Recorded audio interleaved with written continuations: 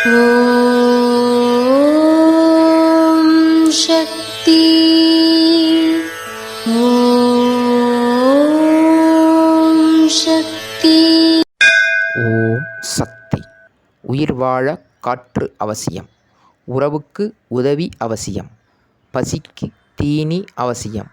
உள்ள தெளிவிற்கும் உடல் அழகிற்கும் நரம்பும் நல்ல உணர்வுகளும் அவசியம். இது அன்னையின் அருள்வாக்கு. குருவடி சரணம், திருவடி சரணம்.